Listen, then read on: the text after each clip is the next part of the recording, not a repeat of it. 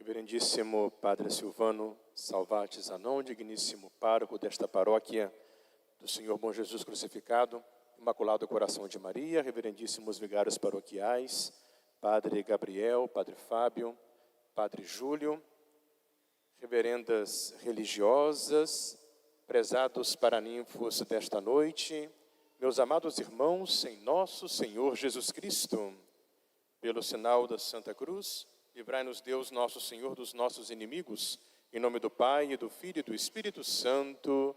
Amém. Podemos sentar?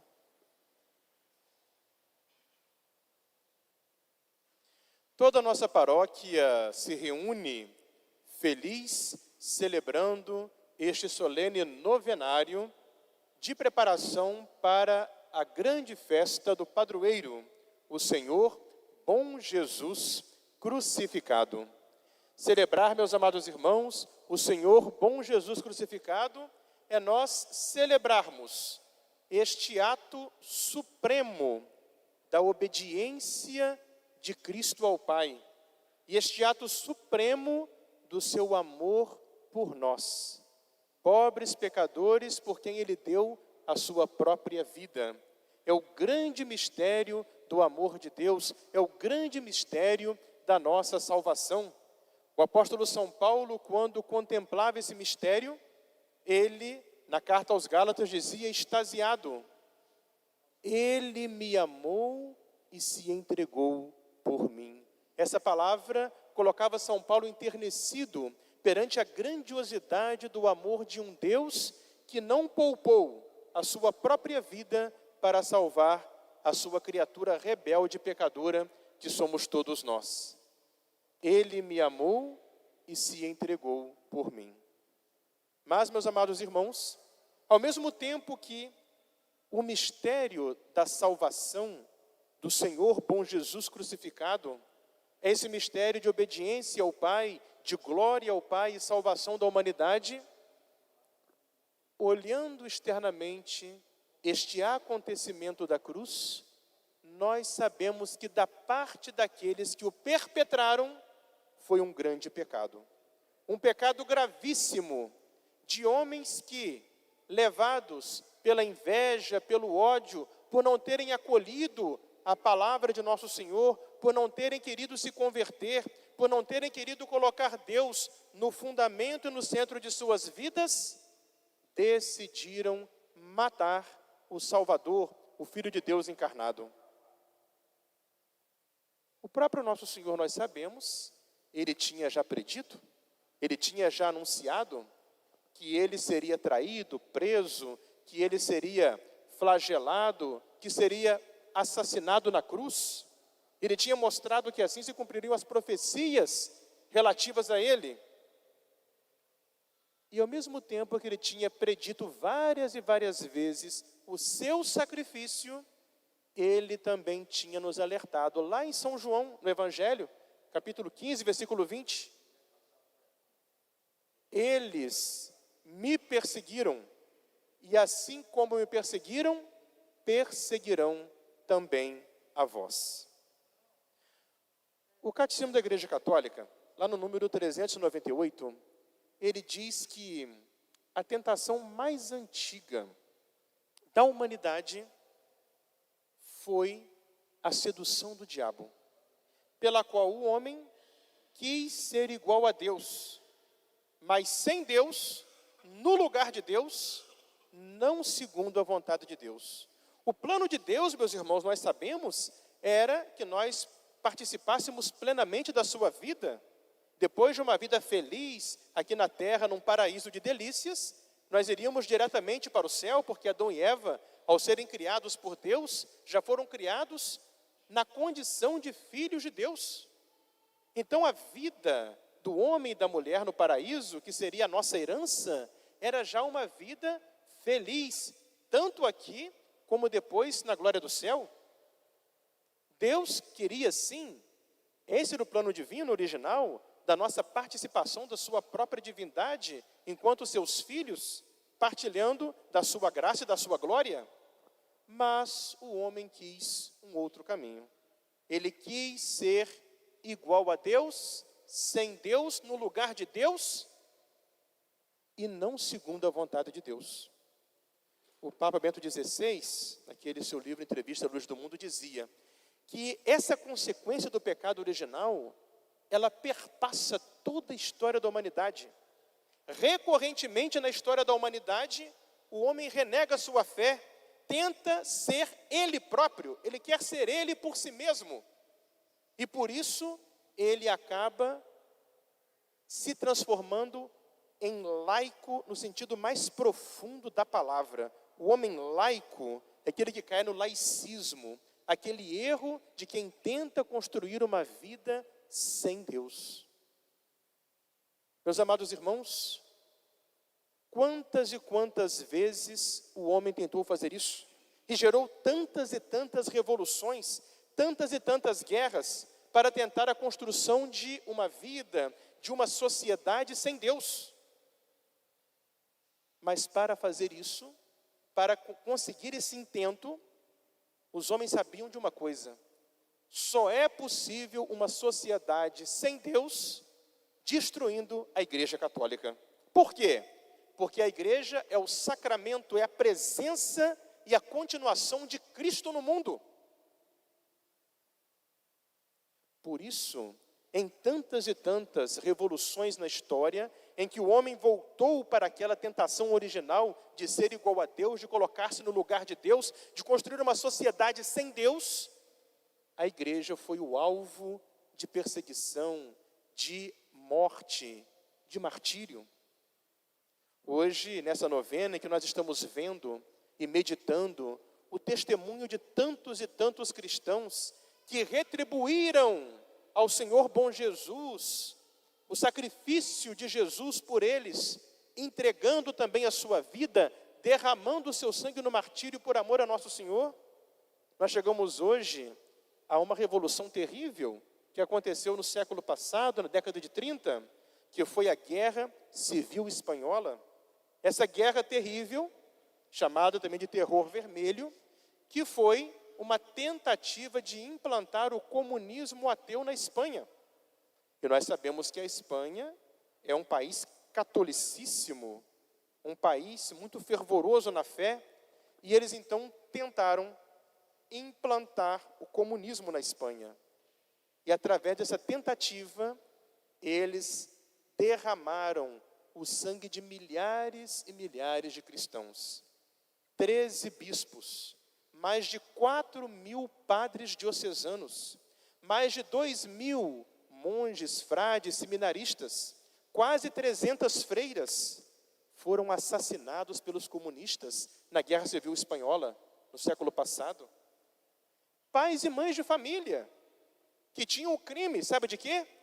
De pertencerem a uma irmandade, de serem do apostolado da oração, de serem vicentinos. Imagina, você ser morto por ser do terço dos homens, por ser congregado, por ser do apostolado, por ser filha de Maria, por ser da cruzada. Pois eles mataram milhares também de pais e mães de família porque pertenciam a confrarias religiosas, porque também aquelas famílias escondiam os padres nas suas casas para que os padres não fossem assassinados. Igrejas devastadas, incendiadas. Eu tive a oportunidade de visitar o sul da Espanha, região de Andaluzia, e lá eu visitei uma confraria muito antiga, chamada do Senhor do Sangue e de Nossa Senhora da Consolação e Lágrimas. E aí os irmãos da confraria foram me contar a história da confraria, e o Senhor do Sangue é a imagem do Senhor crucificado, naquele momento em que o soldado está dando a lançada. Então é muito bonita, né? Nosso Senhor crucificado, São Longino com a lança. Essa é a imagem que sai na procissão na cidade de Málaga, no sul da Espanha. E me contaram, olha padre, a imagem original do Senhor do Sangue e de Nossa Senhora da Consolação e Lágrimas, Nossa Senhora das Dores, ficava na igreja de Nossa Senhora das Mercês, que foi incendiada pelos comunistas, foi queimada. E a imagem do Senhor crucificado, o Senhor do Sangue, que tinha sido encontrada milagrosamente no mar, Málaga é uma cidade à beira-mar, foi também destruída pelos comunistas revolucionários e, pelo menos, conseguimos salvar a Nossa Senhora da Consolação e Lágrimas, que eu pude contemplar com os meus olhos lá na Espanha. E eu fiquei muito tocado quando eu visitei a Catedral de Málaga, a Catedral de Sevilha, a Catedral de Granada, e lá eu vi a placa com o nome dos padres da diocese e da catedral que foram assassinados. Eram listas e listas de nome dos padres, que o clero colocou em homenagem para recordar aqueles padres assassinados pelos revolucionários comunistas. E de tantos que deram o testemunho da sua vida, a igreja já beatificou 2.000 mártires dessa revolução terrível. Meus amados irmãos, essa é a tentativa de destruir a sociedade, a igreja, para tentar uma utopia, um sonho impossível de uma sociedade sem Deus. Quando o Papa Bento XVI veio ao Brasil em 2007, lá em Aparecida, ele falou aos bispos da América Latina dizendo que em todo o século XX, tanto os sistemas marxistas e capitalistas deram errado. Não conseguiram entregar uma sociedade feliz, próspera, como eles prometeram. Sabe por quê? Porque eles falsificaram a realidade fundante, excluindo Deus. Não existe realidade se não tem Deus como fundamento. E dizia Bento XVI, a partir do momento que você tenta tirar Deus do fundamento da realidade, tudo desmorona. O marxismo, nós sabemos, é a filosofia que é a base do comunismo e do socialismo. Tanto o marxismo, comunismo, socialismo, como o capitalismo selvagem, são materialistas. Eles sonham com uma sociedade sem Deus. E aí o Papa Bento dizia, o marxismo, comunismo, socialismo, onde ele foi implantado, deixou um rastro de destruição econômica, ecológica e de opressão das almas, dizia Bento XVI. Por quê? Porque o comunismo, o socialismo, nós sabemos, o marxismo, materialista e ateu, ele tenta colocar a felicidade no acesso igualitário das pessoas aos bens materiais. Mas para fazer isso, eles colocam o seu partido no lugar de Deus e usam de um Estado forte, poderoso, totalitário, para substituir-se as pessoas, para oprimir as pessoas, e acaba fazendo o quê? Em nome de igualdade, distribuem pobreza para o povo e, ao mesmo tempo, concentram riqueza na mão dos companheiros do partido. Do outro lado, o Papa Bento dizia, no Ocidente, na região mais capitalista, o capitalismo selvagem, ele, por colocar o lucro acima da pessoa, transforma o dinheiro em Deus. E por isso, dizia o Papa Bento, o que aconteceu, o que acontece nas sociedades onde o capitalismo selvagem toma conta? Aumenta de modo exponencial grande, a desigualdade entre ricos e pobres. Poucas pessoas muito ricas e uma grande quantidade de pessoas muito pobres, até miseráveis. E vendendo a questão do consumo, dos bens materiais, do prazer como felicidade, existe uma degradação da dignidade das pessoas que destroem a sua vida nos prazeres desordenados, nas drogas.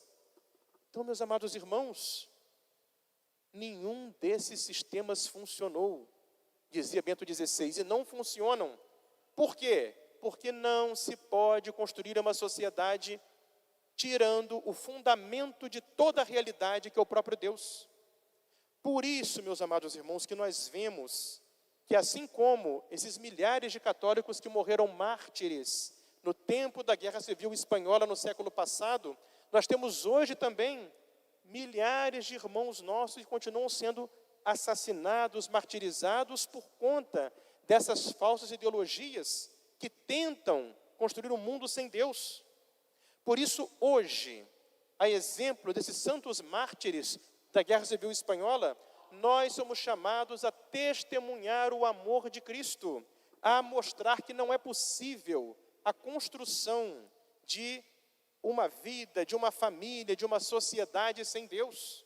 Nós somos chamados a sermos construtores do mundo de hoje, a testemunharmos nosso amor ao Senhor bom Jesus crucificado, a Ele que nos amou, dando a sua vida por nós para nos salvar, colocando como base, primeiramente, da nossa vida pessoal, da nossa família, o amor de nosso Senhor, para aí sim, nós também levarmos esse mesmo amor como base para a construção de um mundo mais fraterno, mais justo, em que todos possam viver como filhos e filhas de Deus. O Santo Padre, o Papa Leão XIV, lançou agora há pouco a sua primeira encíclica, Magnificat Humanitas. E o Papa está preocupado com essa tecnologia da inteligência artificial que chegou agora, que está revolucionando a sociedade, é muito útil como ferramenta para tantas coisas, mas o Papa está preocupado disso ser usado também para excluir as pessoas, para gerar uma tentativa de novo, de uma construção de uma sociedade materialista sem Deus. Na sua encíclica, o Papa nos lembra a triste história bíblica da Torre de Babel. O Papa dizia, quando no livro do Gênesis, a Bíblia narrou a tentativa daqueles homens de construírem uma torre, uma cidade com uma torre que chegasse aos céus para celebrar o seu nome, isso não trouxe progresso, isso não trouxe prosperidade para a sociedade. Isso trouxe o quê? Confusão das línguas, divisão da humanidade, dispersão das pessoas. Então o Papa lembra que nós, como cristãos, que somos chamados a construirmos a nossa vida, a nossa família, a sociedade, sobre o fundamento de nosso Senhor Jesus Cristo, nós precisamos nos guiar pelo Evangelho. E o Evangelho aplicado à vida da sociedade se chama a doutrina social da Igreja. Meus irmãos, esse ano é ano de eleições. Católico não é marxista, nem comunista e socialista. Católico não é capitalista, selvagem, materialista, não. Católico segue o Evangelho. Católico segue a doutrina social da Igreja. E qual é o fundamento da doutrina social da Igreja? A dignidade da pessoa humana enquanto imagem do Deus trinitário. E o Papa Leão lembra, o ser humano tem valor por si mesmo, porque ele foi querido, foi amado e foi criado por Deus. Por isso todas as pessoas, não interessa cor, raça, condição social, todas têm a mesma dignidade perante Deus. E ninguém pode cortar essa dignidade. Por isso, não podemos atentar contra a vida do ser humano. O direito à vida ligado à dignidade da pessoa humana vem desde a sua concepção até o seu fim natural. O ser humano tem a sua liberdade, a liberdade para cultuar a Deus, a livre iniciativa, o direito ao trabalho, para poder construir com as suas capacidades dadas por Deus a sua prosperidade, o seu futuro. A liberdade, portanto, para levar à frente a sua vida, a sua família, mas é claro que tudo isso baseado na presença de Deus, porque o ser humano, nós aqui na Terra, somos imagem de Deus. E isso deve ser respeitado por qualquer governo, por qualquer político, por qualquer grupo ou poder que tenha nesse mundo. E a partir desse fundamento do ser humano que tem a sua dignidade por ser imagem de Deus, Pai, Filho e Espírito Santo, o Papa nos lembra que não é possível construir uma sociedade baseada na realidade de Deus e, portanto, justa, se não respeitamos os 5 princípios da doutrina social da Igreja. Quais são esses princípios? Primeiro, o princípio do bem comum, que lembra que todos nós, cada pessoa, família, cada grupo social, tem que ter acesso aos meios necessários para conseguir a sua própria perfeição, a sua própria realização, de modo a que por uma vida próspera, tranquila na terra, pacífica, ele tem os meios também para chegar ao céu depois. O princípio da destinação universal dos bens. Deus, quando criou esse mundo maravilhoso, criou isso para todos os seus filhos. Os bens desse mundo são para todos nós. Não podemos aceitar que um pequeno grupo tenha tanta riqueza e tanta gente passe fome, viva na pobreza. E a igreja ensina, dizia Leão XIV, que para conseguir chegar a essa destinação universal dos bens, é preciso respeitar a propriedade privada. Porque quando cada qual consegue, com seu esforço, construir seu patrimônio e tem a sua propriedade respeitada, essa é a maneira de poder conservar, desenvolver os bens e fazê-los, portanto, serem distribuídos na sociedade, um ajudando o outro. Depois nós temos o princípio da subsidiariedade. Aquilo que uma pessoa, que uma família, que uma comunidade local, que uma associação é capaz de fazer por si mesma, não deve ser absorvida pelo Estado. Essa história de um Estado imenso, inchado, que quer entrar dominando tudo e quer tirar a iniciativa das pessoas, das famílias, das comunidades locais, essa ideia, meus amados irmãos, ela vai fazendo o quê? Ela vai destruindo a prosperidade. Nós sabemos, aquilo que é de todo mundo não é de ninguém. Então a igreja sempre ensinou isso. Cada pessoa, cada família, cada comunidade local, cada associação, ela deve ser respeitada e tutelada na sua iniciativa de prosperar, de construir. Mas a subsidiariedade, ela só vai funcionar se estiver unida ao princípio da solidariedade. Por quê? Porque nós somos irmãos. E aí o Papa Leão lembra o Papa Francisco, que dizia na Fratelli Tutti, ninguém se salva sozinho. Ninguém aqui vive sozinho, nós vivemos inseridos numa grande família. Por isso a solidariedade me faz entender que eu preciso olhar para o outro como meu irmão. E assim, meus irmãos, se eu tenho subsidiariedade sem solidariedade, eu vou ter o quê? Um fechamento em busca de interesses pessoais. E se eu tenho solidariedade sem subsidiariedade, eu vou ter o quê? Um assistencialismo do Estado que faz com que as pessoas fiquem irresponsáveis, preguiçosas, não trabalhem para viver pendurada nas custas dos outros, na custa do Estado, como se o Estado tivesse obrigação disso. Não, a igreja ensina que são as duas coisas juntas. Cada qual ter oportunidade para poder trabalhar, construir seu patrimônio, lutar por aquilo que é seu, mas sabendo que não está sozinho, que tem o irmão do lado ao qual deve estender a mão. E aí vem o último princípio, que é a justiça social. Se fala muito hoje de fazer justiça social, mas não existe justiça social, diz Leão XIV, sem fraternidade. Fazer justiça social é olhar para os irmãos mais carentes, mais necessitados, procurando com que todos eles possam também ter acesso ao necessário para uma vida digna.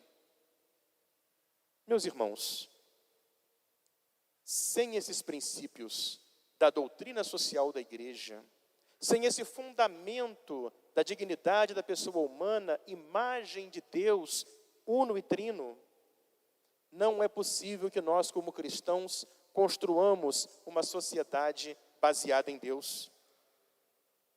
Toda e qualquer ideologia que tenta descartar esses princípios e valores e tenta essa utopia, esse sonho maluco de um mundo sem Deus, tenta um mundo irreal que vai desmoronar.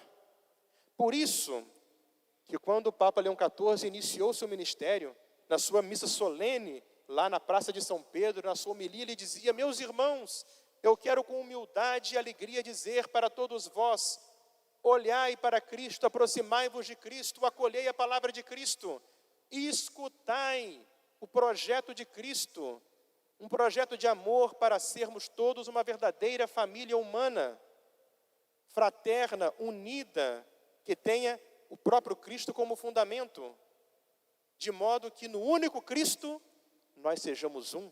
Esse é o lema do Papa Leão, in nihilo uno unum, para que no único Cristo, no único Senhor bom Jesus crucificado, aquele que deu a sua vida por nós, aquele que como Deus é o fundamento sobre o qual existe toda a realidade, sem o qual nada é possível ser construído, possa estar na nossa vida, na nossa família, e possa fazer de nós novas testemunhas deste amor de Cristo para a construção de uma sociedade em que todos possam ter a oportunidade de viverem conforme a sua dignidade de filhos e filhas de Deus e, professando a sua fé, depois de uma vida servindo a Deus, servindo ao próximo nesse mundo, alcançar um dia a meta para a qual nós nos encaminhamos, que não é esse mundo passageiro e provisório, mas a nossa morada definitiva, permanente, que será a glória do céu. Em nome do Pai, do Filho e do Espírito Santo. Amém.